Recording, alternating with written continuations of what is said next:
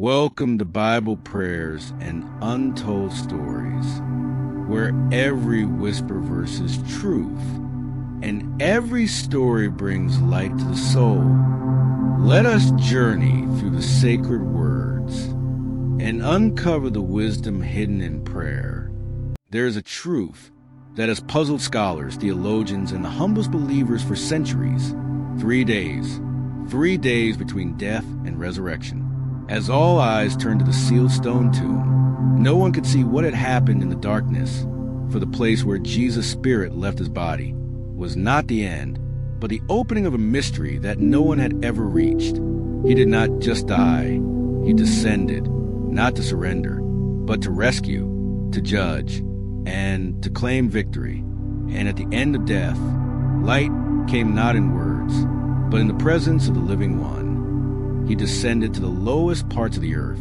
If you are willing, we will enter the realm of the Spirit, where there is no boundary between time and eternity, and discover what even hell cannot imagine. The presence of the Son of God. The story begins right where men thought everything had ended. In the 9th hour, on the hill of blood, silence fell upon heaven and earth. And then he said, "Father, into your hands I commend my spirit." No one knew that at that moment the first door had opened. A small explosion rang out. The thick curtain of the temple was torn from top to bottom, with a long tearing sound that lasted for seconds. Bricks cracked, the earth shook, the tomb rocked. The curtain that separated man from God was torn, not by human hands, but by a power that penetrated the boundary between the visible and invisible. As mankind bowed their heads in mourning, the soul of the Son of God had begun a journey no one had ever walked before. The light faded. The landscape became silent, dim. There was no time. There was no direction. He went into the deep parts of the earth, a place where no light, no time, no prayer could reach, where the voice of man had long ceased to echo. The name of that place was Sheol. Sheol appeared as a surreal space, too distinct as divided by an endless abyss. One side was light, peaceful souls. The other was a region of suffering, full of dark groans. No one could pass between the two sides. Sheol, the temporary place reserved for the souls of those who died before the cross. The other half was a place of rest, Abraham's bosom, where the patriarchs, the prophets, and the righteous awaited the fulfillment of the promise. On the other side is the dark place, the place of punishment and despair, where the souls have rejected the light while alive. And between the two, there is an impassable abyss. The soul of Jesus stands at the junction. The light from his body is not bright, but warm, spreading gently like a light mist touching reality.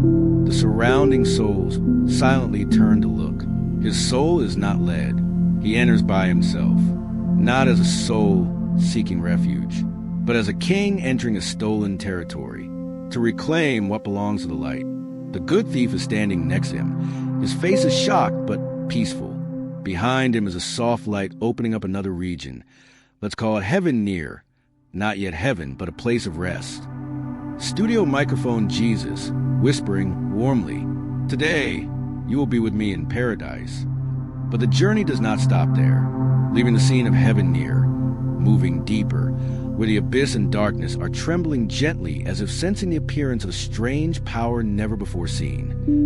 In the midst of Sheol, where the souls of men await justice, for the first time there appears a soul without the stain of sin.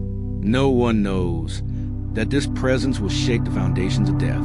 The journey has just begun, and what happens next will not only change Sheol, but the fate of mankind forever. The end of Sheol is the abyss, not for mortal souls, but for the ancient ones, spirits who have crossed all limits and must await eternal judgment. The scene darkens, the sound becomes suffocating. There are whispers in a language that is not human, scattered, broken, like an ancient scripture shattered in the wind. Dark shapes begin to appear, tall, tattered, like the remains of a fallen angel. They are not demons. They are no longer angels. They are the locked away spirits who have crossed the boundary between the divine and the human since before the flood, Genesis 6.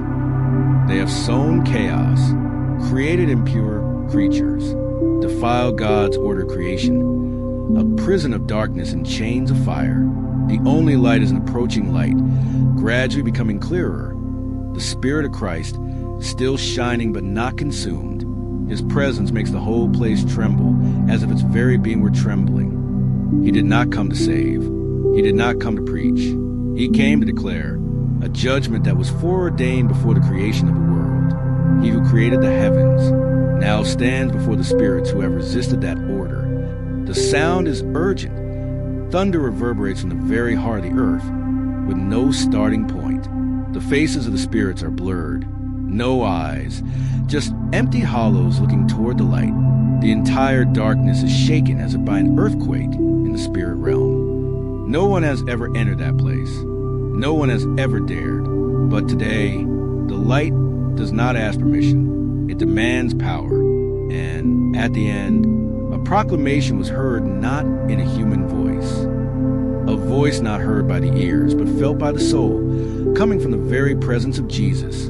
Not a scream, but an absolute, irresistible declaration. Studio microphone, the proclamation, resonating from the universe, not specifically male or female. It is finished. The kingdom of darkness has been taken away. Life has swallowed up death.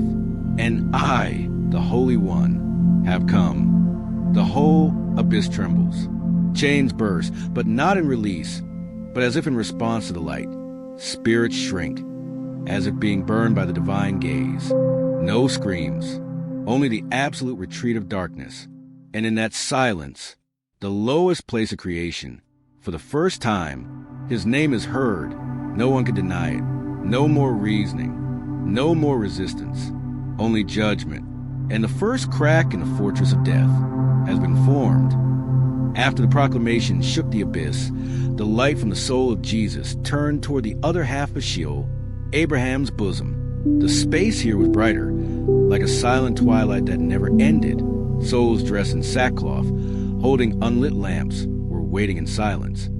There are souls who have lived, who have believed, who have died, but have not yet entered the presence of the Holy One. Abraham, Moses, Ruth, Job, the prophets, the righteous of old. They are waiting for the promised one, whom they have not seen, but who have not ceased to believe. Each face, old and young, male and female, their eyes were deep, not despair, but hope buried deep. Each soul felt a faint light just appearing at the edge of space. They turned their heads to look, bewildered. He came, but they did not recognize. There was no crown. There is no host. Only a soul that carries life in a place of only dead men. A boy runs towards the light, stops, takes his hand, then steps back, eyes wide open, speaks for the first time in this quiet place. Boy, the boy, I know you. You are the one we have heard about. The Lord's voice rings out, not loudly, but clearly reaching into each person's soul. Studio microphone Jesus, whispering as if calling from within them. Abraham, Moses, Job, Ruth, stand up. I have come as promised. Each of them shed tears, not for mere emotion, but because they recognized the promised one was before them. The light from God began to flow like a stream, touching their lamps, and each lamp lit up like a little star. A soft music sounded.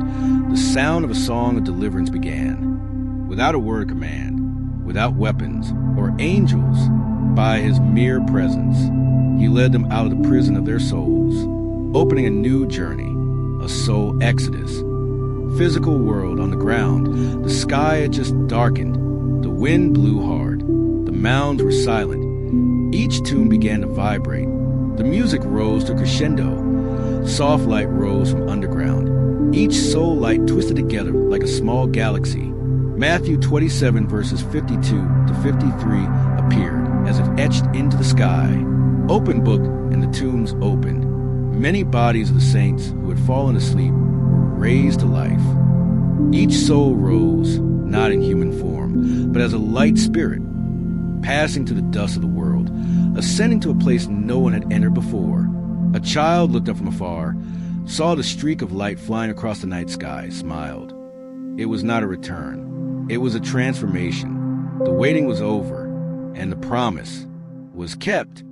After the souls of the saints rose, what remained was an empty darkness, silence.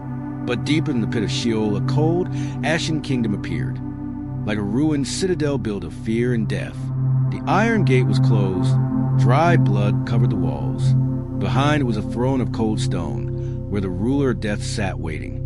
There was a throne that never shook, built not by justice, but by fear. The kingdom of death, not a place, but a power. And that power has held the keys of death and Hades, until he who committed no sin came. The figure of Jesus, no longer a gentle light, but a powerful light, solid, unquenchable. Wherever he walked, the earth split open. With each step, death retreated. He carried no sword. No host of angels followed. Just bare feet walking in the dust and nail-marked hands. But that is what makes the kingdom of darkness tremble. Satan, not appearing as a creepy demon, but as a shadowy figure, a black crown on his head, empty eyes. In his hand is a large key, emitting cold smoke, freezing everything around. He steps out, looks at him, and cannot speak. Studio microphone Jesus, speaking softly, but no one can resist. Your time is over.